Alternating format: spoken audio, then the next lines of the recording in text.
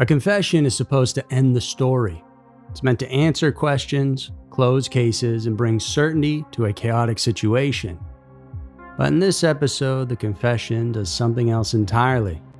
It replaces evidence, redirects investigations, and in some cases, it creates crimes that never actually happened. Welcome to Scary Mysteries. Thanks so much for tuning in. We got a good one here for you today. Here are 5 confessions that shouldn't exist. Number 5, Michael Crow and Friends. In the early morning hours of January 21st, 1998, a family in Escondido, California discovered something that should have not been possible.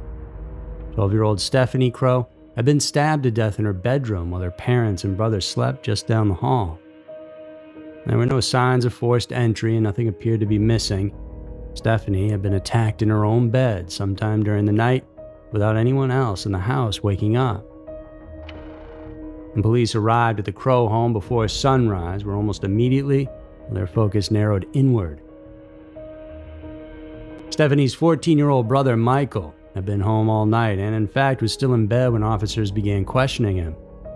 Within hours, detectives decided the most likely explanation was also the simplest one, that the killer wasn't some random creep in the night. No, they had been inside that house the whole time. Michael was taken in for questioning later that day. He was a quiet teenager, intelligent but reserved. He had no history of violence and there was no physical evidence tying him to the crime itself, but investigators believed they didn't need it. They believed Michael had killed his sister during a sudden emotional episode he could no longer remember. They were intent on making him understand that, and in doing so, remember what he had done. What did you think? What were your thoughts? I don't know. Nervous. Okay, let's go over that. What were you nervous about? I might say I did kill Stephanie. Okay. The interrogation was all recorded, and on the tape, detectives tell Michael that memory can shut down during trauma, that people sometimes commit violent acts and completely block them out. And they insist that they have the evidence, already proving he was responsible, even though nothing concrete had ever been found. Now, Michael denies it, and calmly at first, then more urgently. As the hours pass, the tone of the interrogation shifts. The detectives stop asking whether he did it and start asking why. From there, they suggest motives, and they correct him when his answers don't fit their theory. They tell him that confessing is the only way to move forward, for himself and for his family. Michael begins to falter. His responses turn uncertain. He starts offering possibilities instead of denials. And at several points, he asks if what he's saying makes sense or if it's what they're looking for. Eventually, he says that he stabbed his sister, though the moment doesn't land the way police expect. Normally, there would be a sense of relief and clarity when someone admits to a crime like this, but almost immediately after the admission, Michael begins to cry, saying he doesn't feel like it's true. He says he's confused, asks if he can take it back. So on the same recording, the confession and the collapse of that confession exist side by side. Investigators need more support, and so 2 of his friends, teenagers who were not present at the Crow home that night, are brought in and questioned separately. Now, they're told that Michael has already confessed and that detectives already know what happened. The boys are then told that cooperating is their best option, and both of them eventually admit involvement. Now, none of their statements line up with each other. Details shift, timelines change. But they have a taped confession, so the charges are filed. Prosecutors describe the confessions as powerful evidence, and the recordings are framed not as moments of confusion but as breakthroughs, and jurors are expected to trust the admissions more than the inconsistencies. But eventually, this case begins to unravel. See, a homeless man named Richard Tuitt had been on police radar from the very beginning. On the night Stephanie Crow was killed, multiple neighbors reported seeing him wandering the area near the Crow home. And he appeared disoriented, knocked on doors, and was present in the neighborhood during the estimated window of the murder. Police located him and questioned him within days of the killing.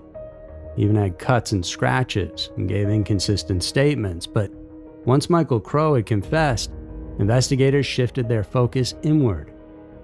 The case against the teenagers now took priority, and Tuitt was effectively pushed aside. And that focus had held for more than a year. In 1999, as the prosecution's case against Michael and his friends began to fall apart, investigators revisited the physical evidence. And DNA recovered from Stephanie's bedroom excluded the teens and instead pointed to Tuitt. The charges against Michael Crow and the other boys were dropped later that year. Tuitt was arrested and charged, though the case moved slowly through the courts. After multiple trials and legal challenges, he was ultimately convicted in 2013, 15 years after the murder, of voluntary manslaughter. In the end, they got the right man, but the innocent boy and his friends were very close to being convicted of a crime they didn't commit. Number 4, a confession without a crime. By the time the words came out of his mouth, the thing he was confessing to didn't even exist anymore. Thomas Perez Jr. was sitting in an interrogation room in Fontana, California, exhausted, disoriented, and several hours into questioning, when detectives finally got what they'd been pressing for. On camera, he admitted that he killed his father.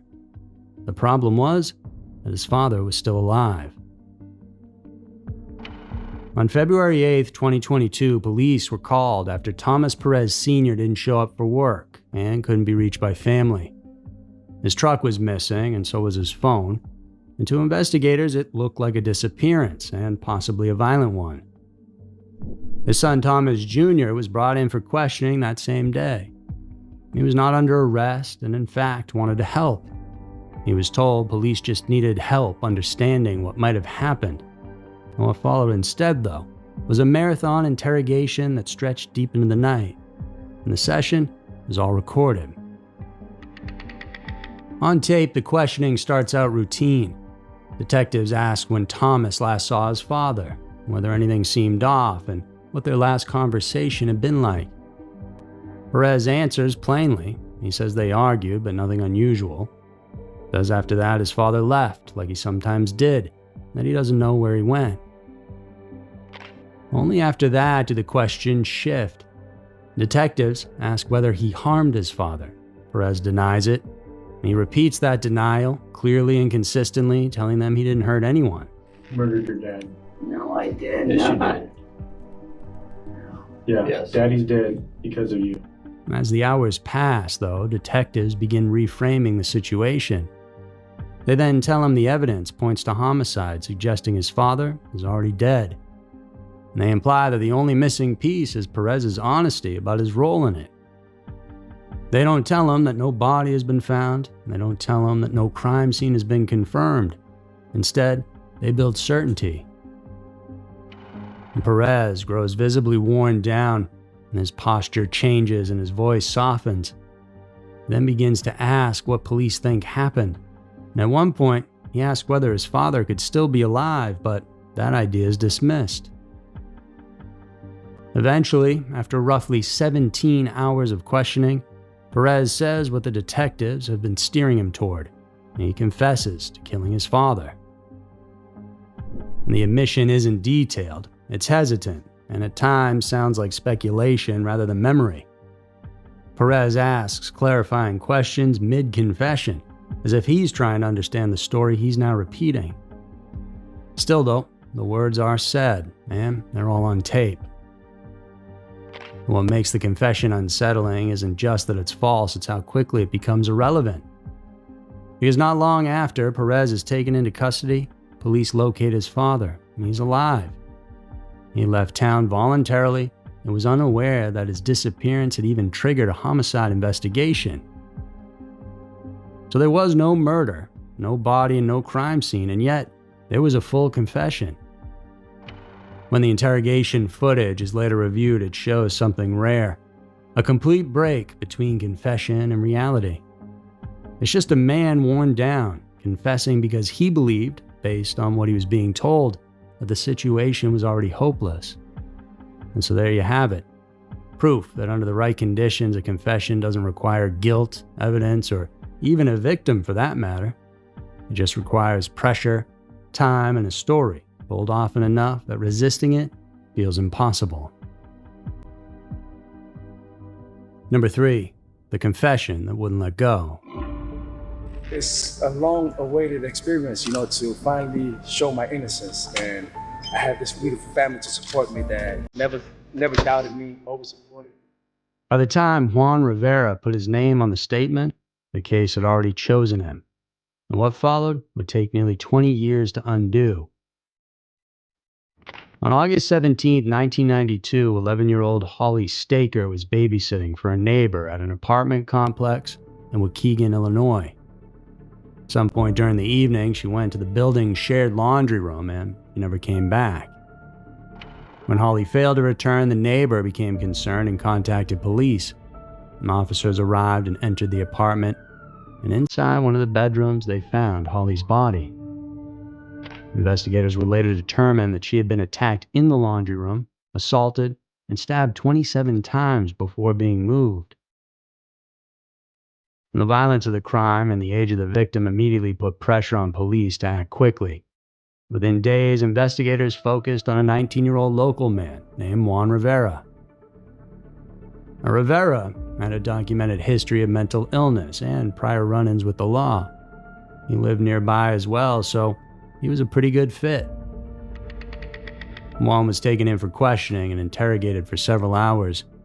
He denied involvement and struggled to answer questions clearly. He didn't understand why they were bothering him, and as the interrogation went on, he appeared to grow more confused and fatigued. And so much so that eventually, Rivera agreed to sign a written confession. Now, this write-up wasn't done by him. The police did it, and it described a brutal assault and murder. It was detailed and graphic. Almost none of it matched the evidence. But if he signed it, that didn't really matter, and he did so not understanding it, thinking it would just get him out of that room and end the barrage of questions. Even though that written confession placed the crime in the wrong location within the building and included injuries Holly didn't even have, none of that stopped the case from moving forward. Rivera was convicted in 1993 and sentenced to life in prison.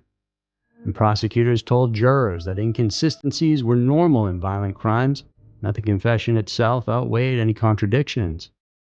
What the jury did not hear, or was asked to discount, was the DNA. See, biological evidence recovered from Holly excluded Rivera as the source. The genetic material did not match him. At the time, though, DNA testing was still emerging, and prosecutors argued that the presence of another man's DNA didn't rule Rivera out, and the jury agreed. The confession remained the centerpiece, and over the next 18 years, Rivera's case moved through a cycle that became its own kind of punishment. His conviction was overturned in 2004, and it was reinstated. It was overturned again in 2006. It was reinstated again in 2009. Each time it was the confession that pulled the case back from collapse. In 2011, though, after additional testing and review, the Illinois Appellate Court reversed Rivera's conviction for the final time. The DNA evidence excluded him completely, and there was no physical evidence linking him to the crime. And still, though, Juan had already spent nearly 2 decades in prison. In interviews after his release, Rivera explained how it happened. He said he was exhausted and overwhelmed. He believed cooperating would just end the interrogation and allow him to go home. Instead, the statement followed him through every appeal, every hearing, and every explanation prosecutors offered for why the evidence didn't line up. In 2015, thankfully Rivera received a civil settlement for his wrongful conviction, $20 million in total, one of the largest wrongful conviction payouts ever in the U.S. at the time. Number 2, Adrian P. Thomas. Tell us about this interrogation. What happened? Now, the interrogation, I was tricked. And this should never happen to anybody. Adrian Thomas had just lost his 4-month-old son. He was exhausted, numb, and trying to understand how a normal morning had ended in an emergency room. When police asked him to talk, he believed they were looking for answers. What they were really looking for was agreement. On September 2nd of 2008, Adrian rushed his young son Matthew to a hospital in Troy, New York. The baby was unresponsive, and despite the doctor's best efforts to save him, Matthew was pronounced dead later that morning. The medical staff notified police, as they are required to do in cases involving unexplained infant deaths. Within hours, Adrian was separated from his family and taken to a police station for questioning. In his mind, it was routine, and that's what he was told, that the police needed to understand what had happened. Inside the interrogation room, the camera was rolling. Adrian walked detectives through the morning, exactly as he remembered it. He told them what time he woke up, who was in the apartment, when he last checked on his boy. He explained that the baby had been sick, and that he'd been fussy, and that he tried to comfort him. And at some point, he felt that the kid was in trouble, and so he took him to the emergency room. And the question stayed simple at first. Who fed the baby? When was he last responsive? And whether Adrian noticed anything different in his breathing or behavior. Adrian answered calmly, explaining he tried to help like any good father would. He didn't understand how things had gone so wrong. And that, right there, is when the direction of the interview changed. Detectives told Adrian that doctors believed Matthew's injuries were consistent with shaken baby syndrome.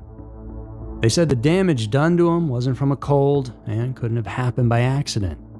According to them, based on the medical findings, the only explanation left was that someone had shaken the baby violently. Over and over in the tapes, Adrian says that he would never hurt his son. But the interrogation stretches on for hours, and detectives take the grief-stricken man in front of them and use it to their advantage. They say that they know he didn't mean to do it, but that accidents happen, and that even good parents like him make mistakes in moments of stress. Maybe he shook Matthew trying to wake him up. It could have been only a couple of seconds, but it most definitely happened. And as the hours wear on, Adrian's certainty starts to fracture. On tape, he begins asking questions instead of giving answers. He asks what police think happened and whether it was truly possible he had done something without realizing it. And they tell him that's exactly what went down. And eventually, Adrian just starts repeating the scenarios detectives suggest. And not because he remembers them, but because they've been presented as the only explanation possible. After roughly 10 hours of questioning, Adrian says that maybe he shook his son, that he doesn't know for sure. In that moment, the confession came into existence, and police had everything they needed to charge the father with the murder of his own son. At the trial, prosecutors played portions from the interrogation video. They described the confession as honest and emotional as the jury watched Adrian finally accepting responsibility for what he had done. What the jury doesn't hear is how much of the confession was built for him. Now, Thomas is then convicted in 2009 and from there sentenced to 25 years to life in prison. Years later, though, the science behind shaken baby syndrome begins to be re-examined. Medical experts challenge the certainty with which those diagnoses were once made. In Matthew's case, independent reviews raised serious doubts about whether the injuries were caused by shaking at all. In 2014, an appellate court overturned Adrian's conviction, citing flaws in the interrogation and concerns about the medical testimony. And prosecutors from there chose not to retry the case. And Thomas was then released after spending more than 5 years in jail. And since then, this case has been studied in law schools and criminal justice programs because it captures something we don't really see often. A confession assembled piece by piece, not through force, but through grief, suggestion, and time. Number 1. When confession becomes a condition. No one individual sat in a room and suddenly broke. There was no single interrogation and no dramatic moment on tape. In this case, the confession arrived slowly, after months of isolation, repetition, and pressure, until reality itself became negotiable. In the winter of 1974, 2 men vanished in Iceland. The first was Guðmundur Einarsson, a young laborer who disappeared after a night of drinking in Reykjavik. His body was never found. 10 months later, Geirfinnur Einarsson went missing after receiving a phone call and leaving his home late at night. He was last seen heading toward the harbor of Keflavik, and he also vanished without a trace. There were no witnesses, no bodies, no physical evidence tying anyone to either disappearance. And what followed would become the most notorious criminal investigation in all of Iceland's history. Now, despite having the same last name, these 2 men were not related. Regardless, police were under intense pressure because 2 unsolved disappearances in a small country was more than unusual. It was unacceptable. Investigators began questioning a group of young people from there connected through overlapping social circles. At first, no one confessed to anything. There was nothing to confess to. But questions didn't stop. And police were going to find an answer one way or another. Suspects then were detained for weeks at a time, and some were held in solitary confinement for months. Sleep deprivation was routine, and contact with family was restricted. Interrogations were repeated again and again, with the same questions framed slightly differently each time. Eventually, police stopped asking what happened and started to ask why the suspects couldn't remember. The investigators suggested that traumatic memories could be repressed, that alcohol could erase awareness, that guilt could block recall. In other words, if the suspects didn't remember committing the crimes, that didn't mean they didn't do them. And that's around the time that some of the detainees began to doubt themselves. One suspect after another started offering partial admissions, fragments, possibilities, and hypotheticals. Now, these were treated as breakthroughs. Each new statement was fed back into the next interrogation, refined, corrected, and expanded. Confessions were no longer spontaneous, they were collaborative. By 1977, 6 people had confessed to involvement in the disappearances of the 2 men. Now, their stories changed repeatedly, and no one could be matched to physical evidence, but that didn't matter. The confession stood. In 1980, 5 of the 6 were convicted, with sentences ranging from years to life in prison. And Iceland was proud to put the crimes behind them, and so they officially closed the cases. And all that without bodies, forensic proof, and without a consistent narrative. And for decades, those convictions remained in place.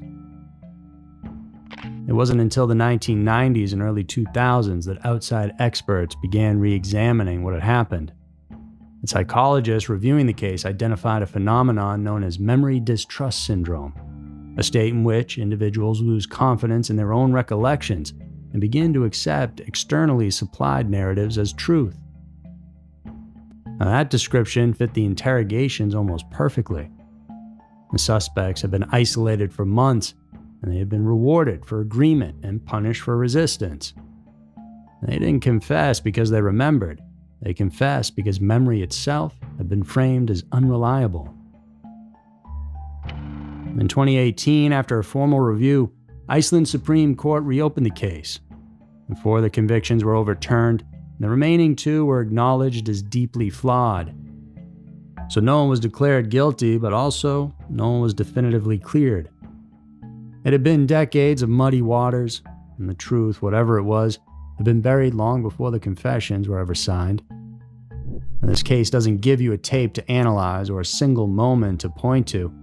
Instead, it shows what happens when interrogation becomes an environment rather than an event.